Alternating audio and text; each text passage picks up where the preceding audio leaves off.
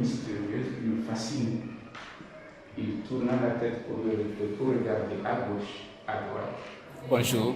Une fois de plus, bienvenue à Graz. Merci. Merci. Tout à l'heure, on a eu une lecture des extraits du magnifique livre Au nom du continent du presque rien. Tu as lu en français, Lara, j'ai lu en allemand et je t'ai posé quelques questions. Je rebondis sur l'une des questions tout à l'heure. Dans le continent du tout et du presque rien, tu fais aussi indirectement, à mon avis, une critique de l'anthropologie, de l'ethnologie, qui est une discipline coloniale qui a été inventée pour étudier les autres.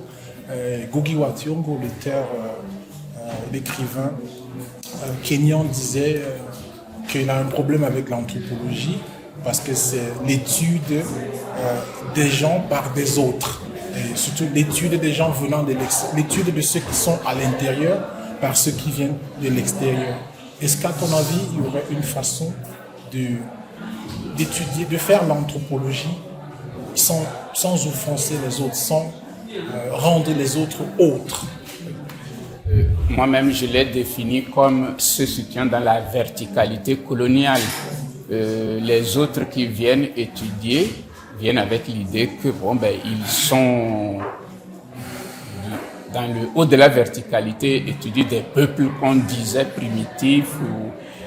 Pour moi, la seule façon peut-être de faire de l'anthropologie, sans offenser, ce serait quand même que des gens issus des peuples qu'on étudie comme peuple anthropologique, des gens issus de là, aient aussi une démarche anthropologique pour étudier leur propre peuple et confronter ce qui a été écrit sur eux par ce qu'ils ont eux-mêmes à dire.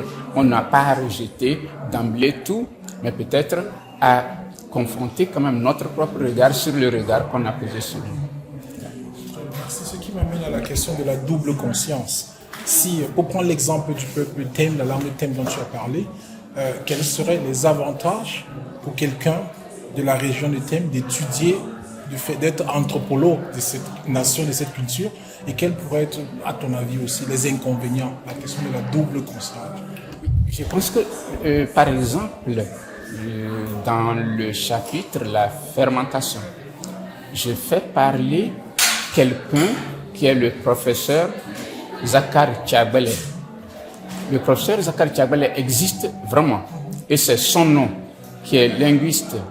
Quand il est arrivé à la Sorbonne, il a décidé, lui, d'étudier notre langue. En l'étudiant, il se rend compte des incohérences quand même qu'on a véhiculées sur cette langue selon les origines. La double démarche, à mon avis, serait de bien assimiler ce qui a été écrit sur nous, de voir ce qu'on pourrait en tirer et d'enrichir peut-être avec une démarche critique ce qui existe déjà. Mais l'inconvénient, je le souligne aussi dans le livre, c'est qu'en général, ce qui a été écrit sur nous acquiert une telle cohérence que nous l'intégrons dans ce que nous disons et répétons en fait la même chose. C'est ça, il y a un piège, je l'appelle le piège de l'antériorité du discours sur nous. Ce qu'on a dit sur nous domine un peu. C'est ce qui la question de l'antériorité du discours sur nous m'amène à la question de la langue. Et tu le dis très bien dans le livre que le problème que nous, sociétés africaines, avons, l'un des problèmes, c'est que les autres nous écrivent en leur langue, mais nous écrivons en leur langue aussi. Qu'est-ce qu'on peut faire pour changer la situation? On peut parler d'un écrivain comme Ngugi wa Thiong'o. On peut ajouter le cas, ils ne sont pas les seuls, de Boubacar Boris Diop. Je crois qu'une des formes de décolonisation serait peut-être que, sans rejeter les langues que nous avons héritées du colonialisme, nous fassions quand même la promotion de certaines de nos langues, quitte à en imposer une ou deux. Parce que souvent on nous dit nous avons trop de langues. Non, on peut quand même en promouvoir une ou deux au niveau d'une nation dans la mesure où celui dont nous utilisons la langue déjà nous domine par l'usage de sa langue. Dans la mesure où il considère comme usage mineur ce que nous en faisons et majeur ce que lui en fait. Nous sommes quand même héritiers d'une domination. Elle nous laisse une langue et nous continuons à nous exprimer, à regarder le monde dans une arme redoutable. Parce que la langue est une arme.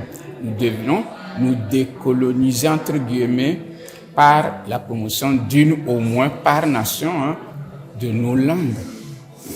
C'est ce que fait le Waka Boisseur. Actuellement, il écrit d'abord en Wolof et il prend tout le temps dont il a besoin pour traduire vers le français. Une dernière question. Après la théorie sur de la fermentation, tu parles de quelque chose que je trouve très fascinant, le néologisme, l'empoubellement. Qu'est-ce qu'on peut faire dans l'optique du désempoubellement? Mon problème avec l'empoubellement, c'est que il fascine. Il est un peu comme l'alcool, la drogue, ces choses-là dont on sait qu'elles sont nocives, mais qui créent l'addiction. Il y a quand même des choses, disons, qui nous fascinent, qui sont comme des déchets.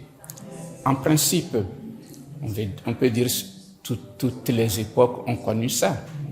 Le vrai problème, c'est que à un moment, nous valorisons d'une manière excessive ce qui nous détruit. Mon problème avec ce que j'appelle empoubellement, c'est ça, la valorisation excessive de ce qui nous détruit. Il faudrait une éducation beaucoup plus critique dans l'assimilation de ce qui vient des autres. Pas le rejeter, c'est un héritage de l'humanité, ce qui vient de chez eux, mais comment le digérer avec un esprit critique. Merci. Merci.